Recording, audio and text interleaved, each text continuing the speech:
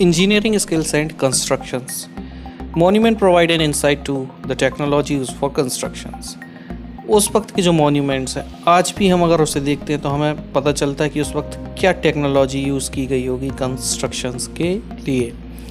Take something like a roof for example. We can make this by placing wooden beams or a slab of stone across four walls. आज के ज़माने में अगर हमें हमारे घर पे अपने रूफ टॉप जो हमारा है वो उसे बनवाना है तो हम क्या करते हैं, या जो इंजीनियर्स काम कर रहे होते हैं सिंपली वहाँ पर वुडन बीम्स लगाते हैं, देन उसके ऊपर स्लैब डाल देते हैं. मतलब जो सीमेंट का जो भी वो मिक्सचर तैयार करते हैं उस वुडन बीम्स के ऊपर डालते हैं. उसके बाद हमारा जो रूफ़ है वो तैयार हो जाता है. लेकिन यहाँ पर ये काफ़ी डिफ़िकल्ट हो जाता है जब एक बहुत बड़ा रूम बनाना हो और एक काफ़ी बड़ा सुपर स्ट्रक्चर खड़ा करना हो. यहाँ पर सुपर स्ट्रक्चर का मीनिंग दिया गया है the part of a building above the ground floor. ऐसी कोई भी जगह जो ग्राउंड फ्लोर के ऊपर है उसे सुपर स्ट्रक्चर कहा जाता है. लेकिन हाँ, आप उसे अपने घर के सुपर स्ट्रक्चर से कंपेयर मत कीजिएगा. अगर आपने कोई भी हिस्टोरिकल प्लेस विजिट की है तो उस सुपर स्ट्रक्चर के बारे में सोचिएगा कि वहाँ पर इसे कंस्ट्रक्ट करना कितना टफ रहा होगा. आज हमारे पास इतनी टेक्नोलॉजी है, इतने टूल्स हैं, लेकिन उस वक्त ऐसा कुछ भी अवेलेबल नहीं था. इसीलिए it required more sophisticated skills. इसीलिए यहाँ पर बहुत ही ज़्यादा सोफेस्टिकेटेड स्किल्स की ज़रूरत पड़ती थी. Between 7th and 10th centuries architect started adding more rooms, doors, Windows to building. जो 7th century और 10th century के बीच की बिल्डिंग्स हैं, मॉन्यूमेंट्स हैं, वहाँ पर आर्किटेक्ट्स ने एक नया काम स्टार्ट किया था और वो ये था कि उन्होंने वहाँ पर और भी रूम और भी डोर्स और भी ज़्यादा विंडोज़ को ऐड करना शुरू कर दिया गया था. अब roof, doors and windows were still made by placing horizontal beam across two vertical columns. यहाँ पर ये कहना चाह रहे हैं, आप देख सकते हैं यहाँ पर 2 वर्टिकल कॉलम गिवन हैं और इसके ऊपर एक हॉरिजॉन्टल कॉलम रखा हुआ है. मैं फिगर 2b की बात कर रहा था. इस तरीके के स्टाइल ऑफ आर्किटेक्चर को कहा जाता है ट्रबीट और corbelled. Between 8th and 13th century, the trabete style was used in construction of temple, mosque, tombs, and in building attached to the large steps wells. अभी जो मैंने आपको बताया था कि large step wells मतलब बहुत बड़े बड़े कुएं जिसमें हम पैदल नीचे भी उतर सकते थे, इसे बाउलीज भी कहा जाता था. और यहाँ पर जो भी आर्किटेक्चर यूज़ होता था इसे ट्रबीट स्टाइल कहा जाता था.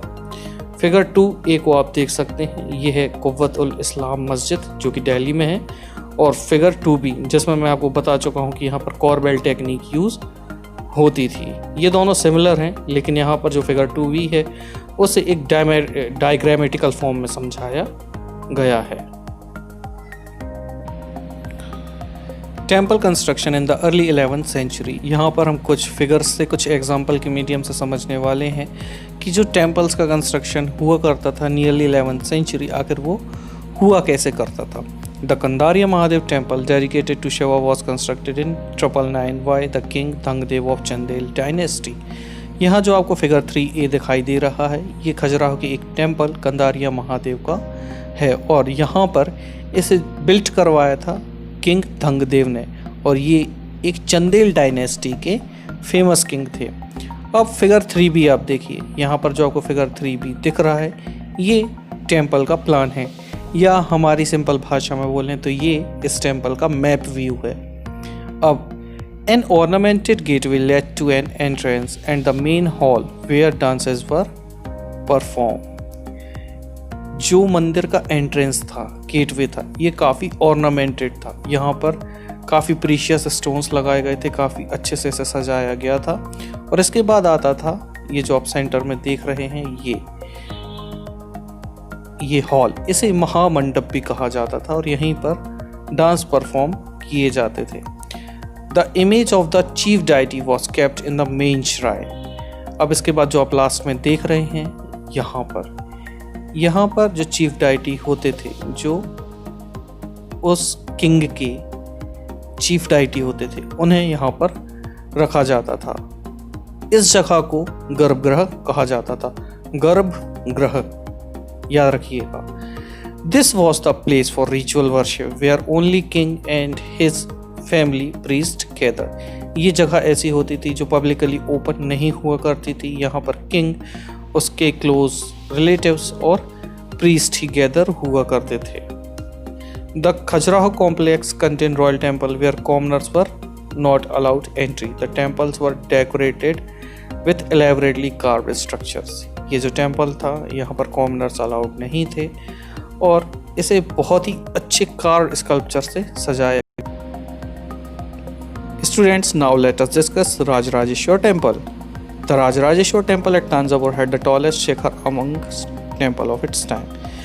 जो राजराजेश्वर टेम्पल है ये तांजावुर में है और इसका जो शिखर है, आप जो नॉर्मली टेम्पल हो सकते हैं, आपने देखा होगा इसका शिखर जो है वो उन टेम्पल से ज़्यादा ऊंचा दिख रहा है। Construction it was not easy because there were no cranes in those times and the 90 stone for the top of the shikhar was too heavy to lift manually. आप ये जो टॉप पर देख रहे हैं ये एक शिखर है, इसका वेट अराउंड 90 टन्स है और उस वक्त कोई भी क्रेन होती नहीं थी, तो कितना टफ रहा होगा इसको वहाँ पर ले जाना। तो उस वक्त आर्किटेक्ट्स ने क्या किया होगा, चलिए आइए जानते हैं।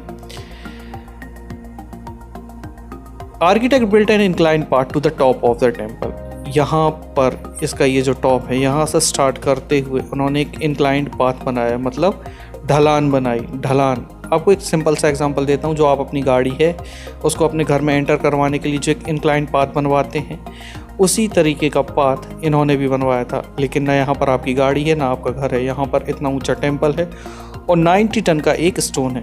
इसीलिए उन्होंने क्या किया, the path started more than 4 kilometre away so that it would not be too steep. इस पत्थर को ऊपर पहुंचाने के लिए जो इंक्लाइंड पाथ बनवाया गया था वो 4 किलोमीटर से भी ज़्यादा लंबा था, ताकि जो चढ़ाई है वो उतनी टफ ना हो। This was dismantled after the temple was constructed. अब ये जो 4 किलोमीटर का इंक्लाइंड पाथ था, इसे टेम्पल के कंस्ट्रक्शन के कंप्लीट हो जाने के बाद अलग करवा दिया गया, डिसमेंटल करवा दिया गया। But the resident of the area remembered the experience of the construction of the temple for a long time. लेकिन अब आप सोचिए कि किसी एक टेम्पल के ऊपर 90 टन का पत्थर रखना हो और उसके लिए 4 किलोमीटर एक इंक्लाइंड पाथ बनवा दिया जाए, तो इतने बड़े इंसिडेंट को, इतनी बड़ी मेमोरी को लोग भूल नहीं सकते। तो इसीलिए जो वहाँ के रेजिडेंट हैं वो इस एक्सपीरियंस को काफ़ी लंबे वक्त तक याद करते रहे। Even now a village near the temple is called Charupalam, the village of the incline. और आज भी ऐसे टेम्पल के पास जो गांव होते हैं इन्हें चारूपलम कहा जाता है या फिर द विलेज ऑफ इंक्लाइन कहा जाता है। Two technological and stylistic development are noticeable from the 12th century. 12th century से दो तरह के डेवलपमेंट काफ़ी ज़्यादा नोटिसेबल रहे हैं। पहला क्या है, the weight of the superstructure above the doors and windows was sometimes carried by the arches. This architectural form called arcuate. Imagine कीजिए कि ये जो फिगर 5A है ये एक डोर है या फिर विंडो है, तो इसके ऊपर जो वेट है ये कैसे ले जाया गया रहा होगा। ये जो सुपर स्ट्रक्चर है इसका ऊपर का वेट कैसे ले जाया गया रहा होगा। इसको ले जाया जाता था थ्रू द आर्चेस और इस तरीके के आर्किटेक्चरल फॉर्म को आर्क्यूएट कहा जाता था। यहाँ पर ये जो की स्टोन है ये वेट होता था और इसके राइट और लेफ्ट में जो आप वर्टिकल कॉलम्स देख रहे हैं ये इसके बेस के रूप में काम किया करते थे। They worked as a base for the superstructure. Now coming to the second one, limestone cement was increasingly used in construction. This was very high quality cement. अब यहाँ पर limestone cement का यूज़ किया जाना शुरू किया जा चुका था। यहाँ पर स्टोन चिप्स को मिलाया जाता था जिससे वो काफ़ी हार्डन कंक्रीट में कन्वर्ट हो जाती थी और इसी वजह से बड़े बड़े स्ट्रक्चर्स का जो कंस्ट्रक्शन है वो काफ़ी इजी भी हो चुका था और फास्ट भी हो चुका था। यहाँ से आप फिगर 6 में देखिए, ये कहाँ गया Here it is, a painting from Akbarnama showing the construction of water gate at the Agra fort. Agra fort में एक वाटर गेट बनाया जा रहा है और ये उसकी एक पेंटिंग है।